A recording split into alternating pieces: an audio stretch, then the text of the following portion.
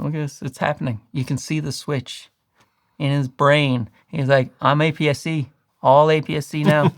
My goodness, I don't know what kind of productivity juice they are drinking down at the Viltrox factory, but I gotta get me some because they released another fantastic lens for APS-C and F1.2. What a time to be a Sony APS-C shooter. Hopefully this will come to Nikon as well, but right now it is available for the E-mount. It is a 56mm F1.2, and they already have, as you may know, a 56 1.7 that was recently released. This is the Air series right here, and it is fantastic optically and very budget friendly. So they have these two. They also have a 56 1.4, but that's from an older generation, so I'm not going to talk about that in this video, but I am going to talk about my favorite portrait lens of all time, the Viltrox 75mm f1.2 for APS-C. And I'm not going to leave out the gold standard for many years, the Sigma 56mm f1.4. They're all going to be in this video, and you got to ask yourself, with all of these great portrait lens options that are already available, is there room for this 56mm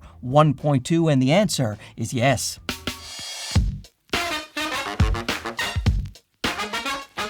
So what I'm going to do in this video is show plenty of samples from this lens. I am also going to compare it directly to the other three lenses that I mentioned in the intro. We will compare and contrast all of the different optical tests and see who wins out in what scenario. And then I will have a little visit to Mr. Gerald Undone's studio, where I will surprise him with this lens and see his initial thoughts. And while this video is sponsored by Viltrox, and I have had a long working relationship with Viltrox, as I have with Sigma as well, I will do my best to just show you the tests side by side and then let you decide which of these four lenses might be right for your portrait needs, because I gotta tell you straight up, I think any of these four lenses here on the table, I gotta line it up, any of these four lenses on the table would make most portrait photographers very happy. But let's dive in to the nitty-gritty. And while I have mentioned the 75mm is my favorite portrait lens right now, you do have to realize you have to stand pretty far back from your subject because it gives you a roughly 112.5mm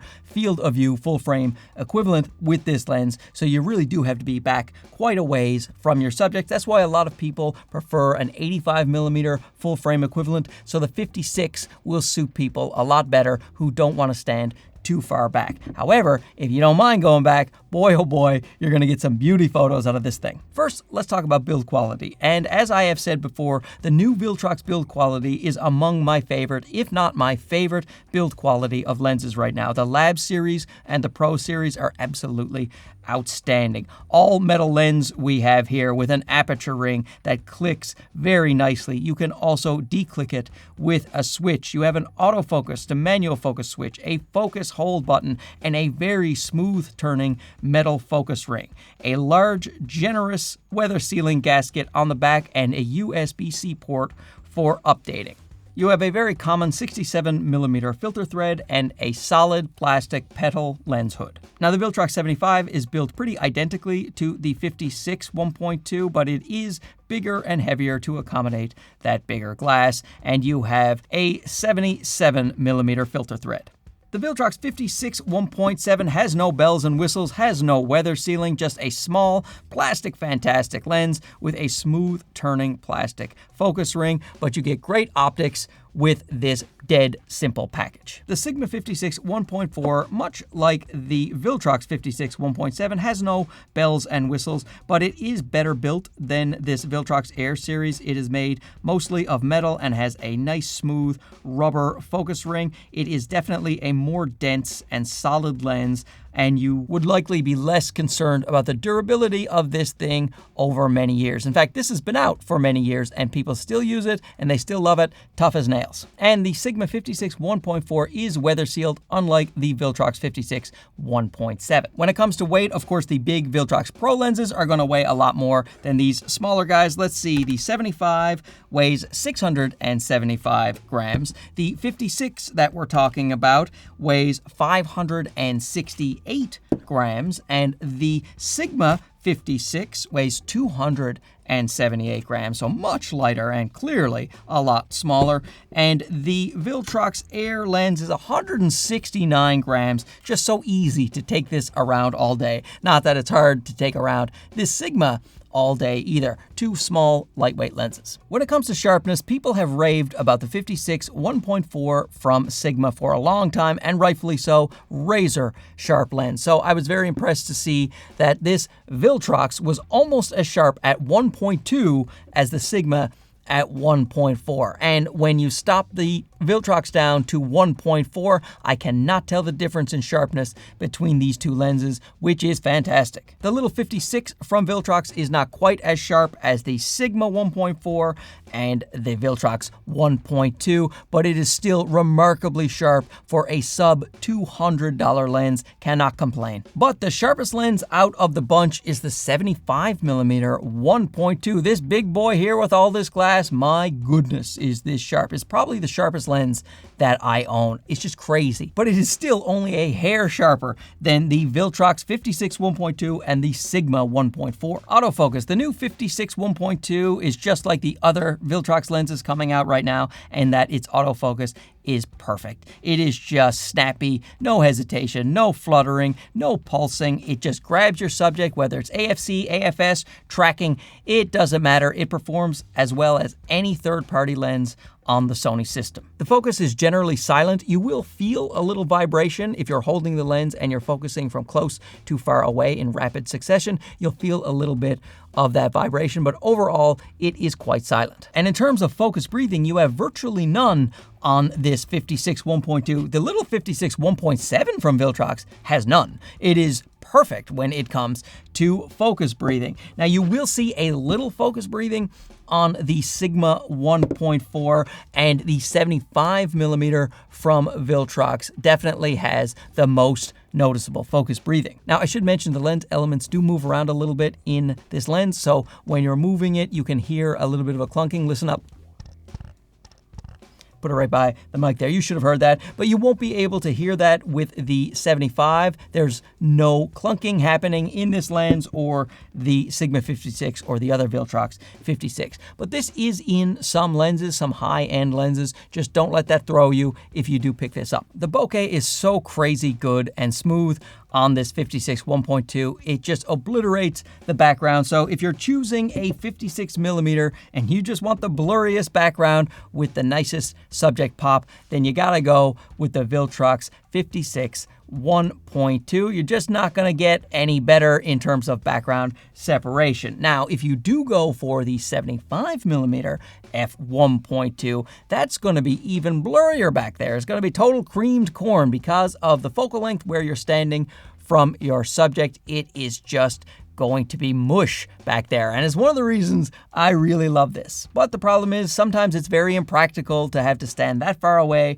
from your subject to get that look. With the bokeh balls, I have zero complaints on the four lenses when it comes to the balls. Nice, clean, smooth, round balls. No jokes, you dirty pigs. The balls on these lenses, wonderful. Can't really do any better. Talking about lateral chromatic aberration and longitudinal chromatic aberration. With the lateral, you're not going to see any to worry about on any of the four lenses. They all handle lateral chromatic aberration really well. The 56 1.2 does show a little bit of loca. The longitudinal chromatic aberration, the areas in the foreground that are out of focus and background that are out of focus, when there's color fringing there, that is the loca. And when you have a lens that opens up to 1.2, you can expect a little bit, and you do get a little bit. Even at 1.4 though, it is not quite as good as the Sigma 56 1.4. The Sigma 56 does a better job with loca. It's still pretty good on the Viltrox, but the Sigma does a little bit better. Now, surprisingly, the 56 1.7 shows almost no chromatic aberration when it is at 1.7. So again, just punching way above its weight is this little 56 1.7 from Viltrox. With flare and ghosting, the worst performer, and it's still a pretty good performance, is the 56 1.7, the cheapest lens. It doesn't have quite the expensive lens coatings that are on the other three lenses, so it struggles a bit more with flaring and ghosting. It still does a really great job. The 75mm 1.2 does an okay job, better than the 56 1.7, but not as good as the Viltrox 56 1.2, and certainly not as good as the Sigma 56 1.4.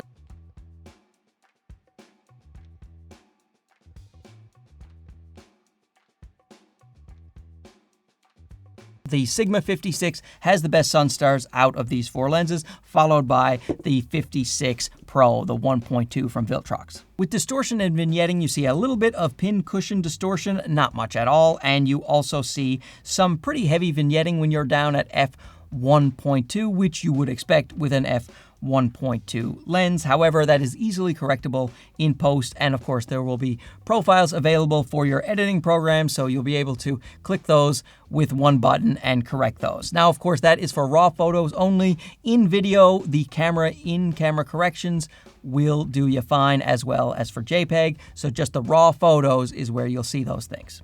With price, everybody's made it easy for me. The 75 1.2 is $580. The 56 1.2, the new one, that is $580. And the Sigma is $579.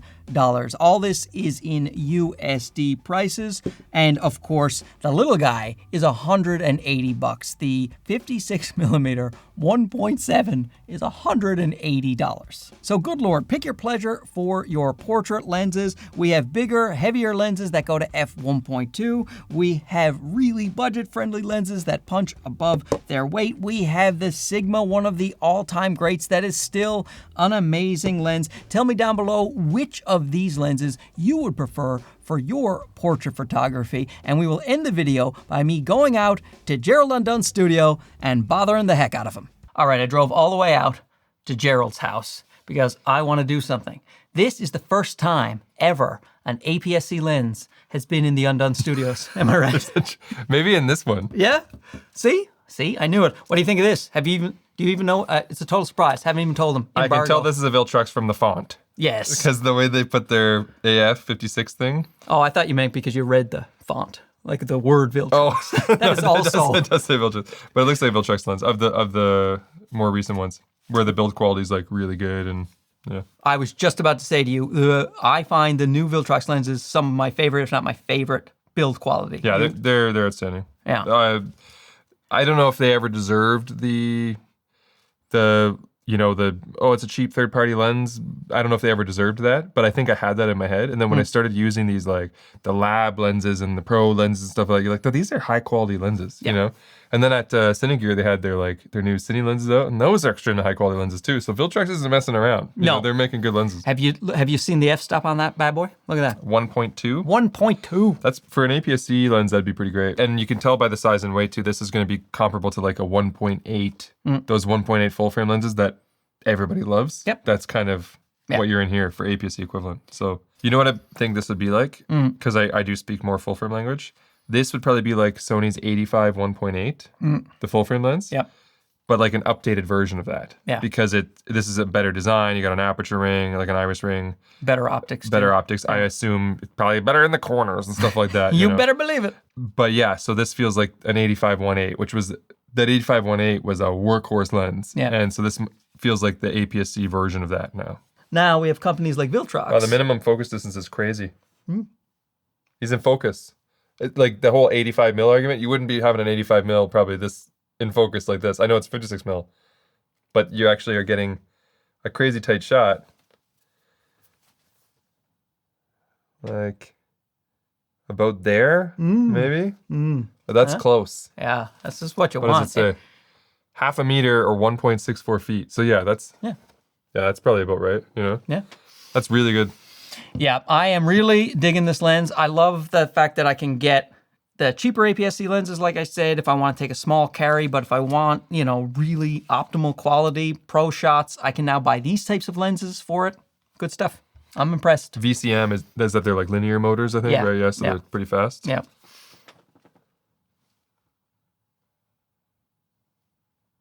Look at this, it's happening. You can see the switch in his brain. He's like, I'm APS-C. All APS-C now. Get rid of your A7 IVs, buddy. That's cool. So you're working on a review for this right now? Yeah, right now. Well, the people who are watching it, have already seen it. Yeah. Right now. Right now. Right now. All right, well, thanks, Gerald. That was worth the 2-hour drive. Was it? Yeah. I'm gonna go now. You're welcome. So big thanks to Gerald Undone for jumping on the video, giving his initial impressions, and for putting up with my silly, silly nonsense. And an even bigger thanks to you fine folks for watching this video all the way to the end. We'll talk to you again soon, okay? Bye-bye.